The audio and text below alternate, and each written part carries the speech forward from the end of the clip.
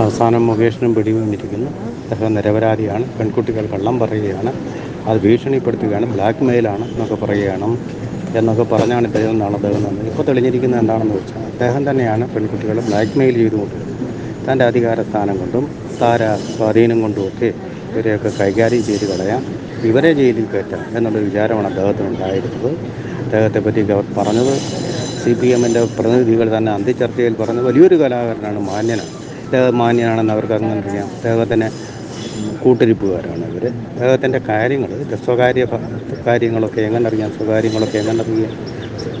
രഹസ്യങ്ങൾ എങ്ങനെ അറിയാം, അന്തഃപുര രഹസ്യങ്ങൾ എങ്ങനെ അറിയാം. ഒരുപാട് പരാതികൾ നേരത്തെ വന്നിട്ടുണ്ട് അദ്ദേഹത്തിൻ്റെ ഭാര്യമാരിൽ നിന്ന്, സരിത ഉൾപ്പെടെ ഉള്ളവരിൽ നിന്ന്. അദ്ദേഹം 3 വിവാഹം കഴിച്ചല്ലോ. എന്തുകൊണ്ട് അത് 3 പരാജയപ്പെട്ടു? അദ്ദേഹത്തിൻ്റെ സ്വകാര്യ കാര്യമാണ്. പരാതികളാരും പറയാത്തത് മാന്യത കൊണ്ടാണ്. അദ്ദേഹത്തിൻ്റെ കുടുംബത്തിന് മാനക്ഷയം ഉണ്ടായിരിക്കാൻ വേണ്ടിയാണ്. ഗോമാതാവൻ ഒരിക്കൽ പറഞ്ഞതുകൊണ്ടാണ് സരിത രഹസ്യങ്ങൾ പറയാതിരുന്നതും കേസ് കൊടുക്കാതിരുന്നു. ആ പാവപ്പെട്ട മനുഷ്യൻ ശംഖുകുട്ടിയായിരിക്കണം അവരോട് അഭ്യർത്ഥിച്ചത്, കുടുംബത്തിന് നാണക്കേടുണ്ടാക്കാതിരിക്കും.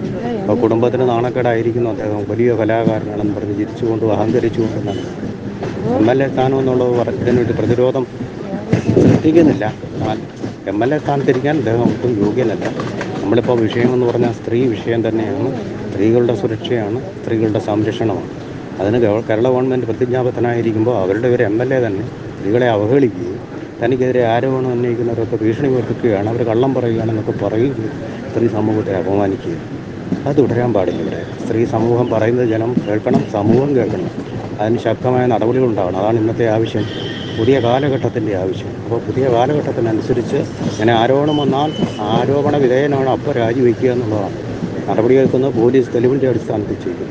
ഒരു നിമിഷം അധികാരത്തിൽ കടിച്ചു തൂങ്ങിയിരിക്കേണ്ട കാര്യമല്ല ഇത്. വളരെ ഗുരുതരമായിട്ടുള്ള ആരോപണങ്ങളാണ്. ഇപ്പോൾ തന്നെ പോലീസും കണ്ടെത്തിയിരിക്കുന്ന പ്രഥമ ദൃഷ്ട്യാ തെളിവുകളുണ്ടെന്ന്.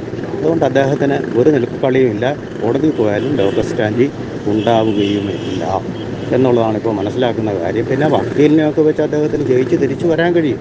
പലരും അങ്ങനെ ചെയ്തിട്ടുണ്ടല്ലോ. PJ ജോസഫ്, PK കുഞ്ഞാലിക്കുട്ടി, അങ്ങനെ എത്രയോ. അതുപോലെ അദ്ദേഹത്തിനും M. വിൻസെൻ്റ് MLA-ക്കെതിരെ ആരോപണമുണ്ടായി. അങ്ങനെ അദ്ദേഹവും ഇപ്പോഴും ഉള്ള ചില MLA-മാരും അങ്ങനെ രക്ഷപ്പെട്ടിട്ടുണ്ട്. അതുപോലെ അദ്ദേഹത്തിന് രക്ഷപ്പെടാൻ സാധിക്കുന്നതേ ഉള്ളൂ. അത് വേറൊരു കാര്യം. പക്ഷേ തൽക്കാലം അദ്ദേഹം ഈ പദവികളെല്ലാം ഒഴിയും.